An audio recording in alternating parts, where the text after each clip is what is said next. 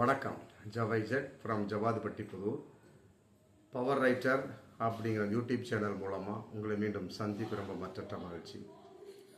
அத்தோட எங்கள் சேனலை சப்ஸ்கிரைப் பண்ணுங்கள், பெல் பட்டன் அழுத்த மறந்துடாதீங்க. அத்தோட எல்லாத்துக்கும் ஷேர் பண்ணுங்கள். அதாவது எதிர்பாராத கூட்டணி நடந்து விட்டு சொல்லிவிட்டு ஒரே கலையபாரம் இல்லை. அதிமுக பாஜக கூட்டணி எதிர்பாராத கூட்டணிலாம் கிடையாது. எதிர்பார்த்து காத்து கொண்டிருந்த கூட்டணி, இதுவரை கள்ளத்தனமாக இருந்த கூட்டணி இப்பொழுது வெளியே வந்திருக்கிறது, வெளிச்சத்துக்கு வந்திருக்கிறது. அது பழமொழி சொல்லுவாங்க, அந்த பூனைக்குட்டி வெளியே வந்துருச்சுப்பா அப்படிம்பாங்க. அந்த மாதிரி இன்னைக்கு வெளியே வந்திருக்கு, அவ்வளோதான், வேற ஒன்றும் கிடையாது. அதிமுகவுடைய ஒரு முகத்திரை கிழிந்து விட்டது, அவ்வளோதான். சிறுபான்மை மக்கள் நம்பிக்கிட்டு இருந்தாங்க, குறிப்பாக இஸ்லாமியர்கள். இன்னைக்கு அதிமுகனா என்ன அப்படிங்கிறது இன்னைக்கு இஸ்லாமியர்களுக்கு தெரிஞ்சு போச்சு. ஆமாம், இந்த 2 நாளாகவே ஏகப்பட்ட இஸ்லாமியர்கள் மத்தியில் மிகப்பெரிய, குறிப்பாக அதிமுக தொண்டர்கள், அதிமுக நிறைய இஸ்லாமியர் இருப்பாங்க இல்லையா, அவர்களுக்குள்ளேயே மிகப்பெரிய ஒரு கூச்சல் குழப்பங்கள், மிகப்பெரிய விஷயம். ஏன்னா இப்போதான் வக்பு வாரிய திருத்த சட்டம் சொல்லி போட்டு அமுல்படுத்தப்பட்டுச்சு ஒரு வாரத்துக்கு முன்னால். அது இன்னைக்கு அமுல் ஆயிடுச்சு. ஏப்ரல் 8ஆம் தேதி அமுல் ஆயிடுச்சு. 3ஆம் தேதி மக்களவையில் தாக்கல், 4ஆம் தேதி மாநிலங்களவை தாக்கல், 5ஆம் தேதி ஜனாதிபதி கையெழுத்து, 8ஆம் தேதி தாக்கல். இது அரசு அதில் இது வெளியிட்டாச்சு, முடிஞ்சு போச்சு. வக்பு வாரிய திருத்த சட்டம் அது இந்திய இஸ்லாமியர்களுக்கு பிடிக்காத ஒரு சமாச்சாரம். ஆமாம், இந்த நேரத்தில் அதிமுக கூட்டணி என்கிறது நடந்திருக்குது. அப்போ இஸ்லாமிய மிகப்பெரிய ஒரு, குறிப்பாக தமிழக அதிமுக இஸ்லாமியர்கள் ஏன் அதிர்ச்சி அடைய மாட்டார்கள்? ஏகப்பட்ட இடங்களில் இந்த வெள்ளிக்கிழமை சிறப்பு தொழுகைக்கு பின்னால் போன வாரத்தில் ஃபுல்லாக தமிழகம் முழுவதும் மிகப்பெரிய ஒரு போராட்டம். வக்பு வாரிய திருத்த சட்டத்தை எதிர்த்து, அதுக்கு தகுந்த மாதிரி திமுக போன வாரமே வக்பு வாரிய திருத்த சட்டத்தை எதிர்த்து தீர்மானம் கொண்டு வந்துட்டாங்க. ஏகப்பட்ட இஸ்லாமிய கட்சிகள் போய் ஆதரவு தெரிவிச்சிட்டாங்க. அதில் குறிப்பாக எஸ்டிபிஐ நெல்லை முபாரக் 2 நாளைக்கு முன்னால் ஆதரவு தெரிவித்து ஒரு சால்வையை போட்டு ஒரு மேக்கப் பண்ணிட்டு வந்துட்டார். ஆனால் அவர் ஆல்ரெடி 2024 நாடாளுமன்ற தேர்தல் யாரோட கூட்டணி? அதிமுகவோட கூட்டணி. ஆமாம், இன்னைக்கு திமுகவை நோக்கி ஒரு சால்வையை போட்டு வந்துட்டார். அப்படின்னா காரணம் என்ன? அந்த இன ஒற்றுமை தான் காரணம். இஸ்லாமியர்களுக்கு எதிராக பாஜக போட்டதுக்கு எதிராக இவர்கள் இது சட்டமன்றத்தில் ஒரு தீர்மானத்தை கொண்டு வந்தார். அதை நாங்கள் ஆதரவு தெரிவிக்கின்றோம், நன்றி சொல்லி போட்டு போட்டார். இதே அதிமுகவோடு 2024 எஸ்டிபி இருந்தாங்க இல்லையா? ஆமாம், அப்போ அதுக்கு முன்னால் 370 கட் பண்ணதுக்கு பாஜக கட் பண்ணதுக்கு அந்த அதிமுக காரணம். முத்தலாக்கு சட்டத்தை உடைத்து எறிந்ததுக்கு அதிமுக காரணம் பாஜக. மற்றபடி சிஏஏ இந்திய குடியுரிமை சட்டத்தை கொண்டு வந்ததுக்கு பாஜக கொண்டு அதிமுக காரணம். எல்லாத்துக்கும் அதிமுக காரணம் என்பது எஸ்டிபிஐக்கு தெரிந்துமே 2024 நாடாளுமன்ற தேர்தல் ஆதரவு தெரிவித்தது. திண்டுக்கல்ல ஒரு தொகுதி நின்றாங்க, சுத்தமாக காலி. அங்கே கம்யூனிஸ்ட் அவர் தான் ஜெயிச்சார். அப்படி இருக்கக்கூடிய சமயத்தில் எஸ்டிபிஐ எதற்காக 2024 நாடாளுமன்ற தேர்தலில் அதிமுகவுக்கு ஆதரவு அளித்தார்கள்? இப்போ தெரிஞ்சு போச்சுல. அன்னைக்கே மிகப்பெரிய ஒரு பிரச்சாரத்தை பண்ணார் நெல்லை முபாரக். கடைசி வரைக்கும் அவங்க அங்கே போக மாட்டாங்க, பாஜகவுக்கு போக மாட்டாங்க. எங்களுக்கு போட்டு கொடுங்க, என்ன கட்டாயமாக ஜெயிச்சு நாங்கள் நாடாளுமன்றத்துக்கு போகணும், அதிமுக மிகப்பெரிய ஒரு வெற்றி கூட்டணி அமையணும். எடப்பாடி கடைசி வரைக்கும் போக மாட்டார். இது போட்டு தெருவுக்கு தெரு ஒவ்வொரு இஸ்லாமிய வீட்டு கதவுகளையும் தட்டி சொன்னார். இன்னைக்கு வக்பு வாரிய திருத்த சட்ட அந்த எதிர்ப்புக்கு, அந்த திருத்த சட்டத்தை எதிர்த்து சட்டமன்றத்தை தீர்மானம் போட்டோம்னா திமுக ஆதரவாக மு.க. ஸ்டாலினை நோக்கி சால்வை போத்தி ஆதரவு தெரிவிச்சிருக்கிறார். நன்றின்னு சொல்லலாம், அதை மறைமுகமாக ஆதரவாகவும் சொல்ல முடியும். அதுக்கு தகுந்த மாதிரி அடுத்த நாளே அதிமுக பாஜக கூட்டணி, அமித்ஷா உள்ள வந்துட்டாரு. ஆமாம், அமீனா நுழைந்தது போல அதிமுகவில் அமித்ஷா நுழைந்து விட்டார் அப்படின்னு தான் சொல்ல முடியும். ஏன்னா காணாமல் போகக்கூடிய கட்சியாக இன்னைக்கு அதிமுக மாறி போச்சு. ஆனால் இது ஏன் எஸ்டிபிஐக்கு முன்பே தெரியவில்லை அப்படிங்கிற மிகப்பெரிய ஒரு கேள்வி இருக்கு இல்லையா? அப்போ அவர்களும் தவறு செய்து விட்டார்கள் அப்படிங்கிறத ஏற்றுக்கொள்ளக்கூடிய ஒரு விஷயம்.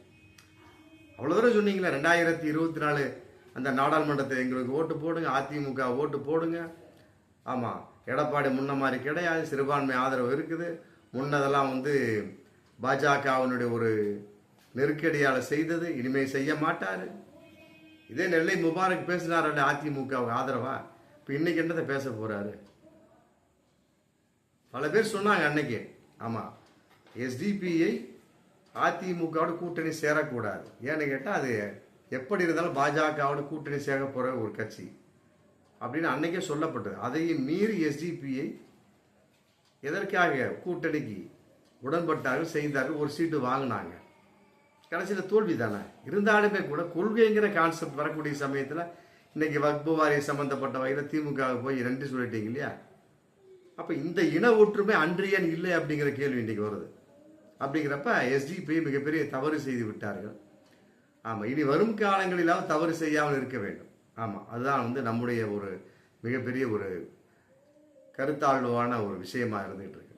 ஆமாம், இனி வரும் காலங்களில் அவ்வளோதான். அதிமுகவை பொறுத்த வரைக்கும் இஸ்லாமியர்களுக்கு எதிரான ஒரு கட்சியாகத்தான் இருக்க முடியும். ஏன்னு கேட்டால் பாஜக கூட்டணி சேர்ந்தாச்சு. ஆமாம், அன்று இருந்தப்பவே வந்து தலையாட்டி பொம்மையாக எடப்பாடி வைக்கப்பட்டார். 4 வருஷம் ஒரு மீட்டிங்கில் ஓபிஎஸ்ஸே பேசினார். ஆமாம், அதாவது வந்து பாஜக இல்லாவிட்டால் எடப்பாடி முதலமைச்சர் நீடித்திருக்க முடியாது அப்படின்னு கான்செப்ட். அதுக்கு நான் ஒத்துழைப்பு தந்தேன் ஓபிஎஸ் அப்படின்னு சொல்லிட்டு அவரும் சொல்றார். பன்னீர்செல்வம், அமித்ஷா பாஜக இல்லாமல் இருந்தது எடப்பாடி 4 வருஷம் 4.5 வருஷம் முதலமைச்சர் இருந்திருக்க முடியாது. இது ஓபிஎஸ் உடைத்த ஒரு மிகப்பெரிய ஒரு ரகசியம். அப்படி இருக்கக்கூடிய சமயத்தில் அப்புறம் அவ்வளோதான், பாஜகவோட கூட்டணிங்கிற கான்செப்ட் அவர் சொன்னதை தலையாட்டி தான் ஆகணும். வேற வழியே கிடையாது. தலையாட்டி பொம்மையாக மாறிவிட்டார் எடப்பாடி. இனி வரும் காலங்களில் எப்படி கூட்டணி சேர முடியுமா? சிறுபான்மை மக்கள், இஸ்லாமியர்கள், கிறிஸ்தவர்கள் எவ்வாறு ஓட்டு போடுவார்கள்? அதனால் இனி வரும் காலங்களில் அதிமுகவோட எந்த ஒரு இஸ்லாமிய கட்சியும் கூட்டணி வச்சுக்காதீங்க. ஆமாம், கூட்டணி சேர்ந்திருப்பது பாஜக. ஆமாம், ஒரு விஷச்செடியோடு ஒரு மல்லிகை கைகோர்த்தது அப்படின்னு சொல்லலாம். அப்படி இருக்கிற சமயத்தில் அங்கு வந்து ஒரு மிகப்பெரிய ஒரு ரோஜா செடிக்கோ மற்றபடி வந்து மிகப்பெரிய ஒரு செம்பரத்துக்கு என்ன வேலை இருக்குது அப்படிங்கிற கேள்வி இருக்கு இல்லையா? அதன் அடிப்படையில் இஸ்லாமியர்கள், குறிப்பாக கிறிஸ்துவர்கள், சிறுபான்மை மக்கள், தலித் மக்கள் எல்லாமே வந்து இனிமே அதிமுக ஓட்டு போட மாட்டார். குறிப்பாக 2026 மிகப்பெரிய ஒரு தோல்வியை சந்திக்க போகுது அதிமுக. பாஜகவை அதிமுக நம்பியதா, அதிமுகவை பாஜக நம்பியதா அப்படிங்கிற இருவேறு கருத்து இதில் இருக்குது. எப்படியோ 2 பேர் யாரை நம்பினாலும் சரி, ஆமாம், சிறுபான்மை மக்களுடைய ஓட்டு இருக்கணும், தலித் ஓட்டு இருக்கணும். 2 பேரையும் நம்பாத வரைக்கும் 2 கட்சியுமே ஃபனால் தான், வெற்றியடைய வாய்ப்பே கிடையாது. பாஜகவை பொறுத்தவரை தலித் மக்களுக்கும் இஸ்லாமியர்களுக்கும் எதிரி. அதிமுகவை பொறுத்தவரை இது வரைக்கும் ஆதரவுங்கிற ஒரு முகமூடி போட்டுக்கிட்டு இருந்தார் எடப்பாடி. அந்த முகமூடி கிழிஞ்சாச்சு, முடிஞ்சு போச்சு. அப்படிங்கிறப்ப இனிமேல் வரும் காலங்களில் அதிமுகவை இஸ்லாமியர்கள் ஆதரிக்கவே மாட்டார்கள். நம்ம இந்தியா ஃபுல்லாக வக்பு வாரி திருத்த அந்த சட்டம், அந்த எதிர்ப்பு குரல் வந்து இஸ்லாமியர்கள் மூலமாக பத்தி எரிஞ்சுக்கிட்டு இருக்கு. இந்த நேரத்தில் கொஞ்சம் கூட யோசிக்காமல் எடப்பாடி பாஜகவோட கூட்டணி வச்சிருக்காருன்னா இந்த அளவுக்கு ஒரு மிக மோசமான ஒரு நபராக இருக்க முடியும். அவருடைய ஒரு செயல்பாடு எந்த அளவுக்கு மிக மோசமாக சிறுபான்மை எதிராக இருக்க முடியும். நீட் தேர்வுக்கு அனைத்து கட்சி கூட்டத்துக்கு போல, அதே மாதிரி வக்பு வாரிய திருத்த சட்டம் அந்த இதுக்கு வந்து தீர்மானத்துக்கு எதிர்ப்பு மசோதாவுக்கு ஆதரவு தெரிவிச்சிருக்காங்க. அதே நீட்டு தேர்வுக்கு போயிருக்கலாம்ல. நீட்டு எதிர்ப்பு மசோதா மீண்டும் கொண்டு வந்து திமுக சம்பந்தப்பட்ட வகையில் அதிமுக கலந்து கொள்ளவில்லை. ஏன்? அந்த நீட் தேர்வு சம்பந்தப்பட்ட தலித் மக்கள் இல்லையா, இஸ்லாமியர்கள் இல்லையா, இந்து மக்கள் இல்லையா? அப்போ அது பாஜக ஆதரவு தானே. எப்படியெல்லாம் ஒரு தில்லாலங்கடி வேலை இன்னைக்கு வந்து என்னங்கிறது வெட்ட வெளிச்சமாகிவிட்டது. அதிமுகவோட முக திரை கிழிந்து விட்டது. இனி வரும் காலங்களிலாவது எஸ்டிபிஐ போன்றவர்கள் அதிமுக நம்பியிராமல் யார் இஸ்லாமியர்களுக்கு அதிக ஒரு நம்பிக்கையாக செயல்படுகிறார் அவர்களோடு சேர்ந்துக்கு. ஆமாம், அது என்ன சீர்தூக்கி பார்த்தாலே தெரியும்.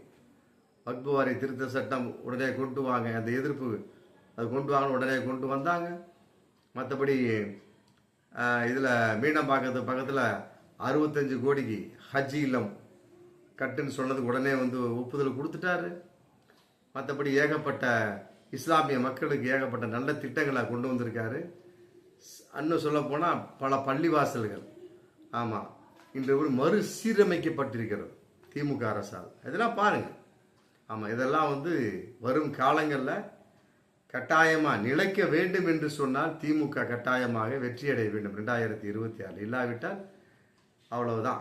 கொஞ்சம் அதிக பெரும்பான்மைங்கிற இல்லைன்னா கூட கொஞ்சம் லைட்டாக டச் பண்ணுற அளவுக்கு வந்தாலே போதும், பாஜக துள்ள ஆரம்பித்து விடும். அப்புறம் தமிழகம் ஊபியாக மாறும், தமிழகம் குஜராத்தாக மாறிவிடும். அவ்வளோதான். டெல்லியை போன்று அவர் ஆளக்கூடிய ஒரு சூழல். இன்னைக்கு டெல்லியில் அவன் வந்துட்டாங்க இல்லையா? ஆமாம், அந்த மாதிரி ஒரு நிலைமை வராத அளவுக்கு இருக்கணும்னா சிறுபான்மை உஷாராக இருக்கணும். அதிமுக பாஜக வகையில் தலித் மக்கள் ஓட்டடிக்காமல் இருந்தாலுடைய மற்றபடி வேற எந்த ஒரு நிலைப்பாடும் இங்கு இருக்க வாய்ப்பே கிடையாது. அதனால வந்து 2026 சட்டமன்ற தேர்தலில் ரொம்ப ரொம்ப இஸ்லாமியர்களும் தலித் மக்களும் உங்களுக்கு யார் ஆதரவாக இருக்காரு ஊன்றி கவனித்து ஓட்டடியுங்க. ஆமாம், இல்லாவிட்டால் பாசிச கும்பல் ஆமாம் இந்த ஒரு தொடை நடுங்கி அதிமுகவோடு கலந்து ஆமாம் சிறுபான்மையரும் தலித் மக்கள் அழித்து விடுவார்கள். ஆமாம், அது பகிரங்கமான உண்மை. பார்ப்போம் மீண்டும் அடுத்த வீடியோ. நன்றி.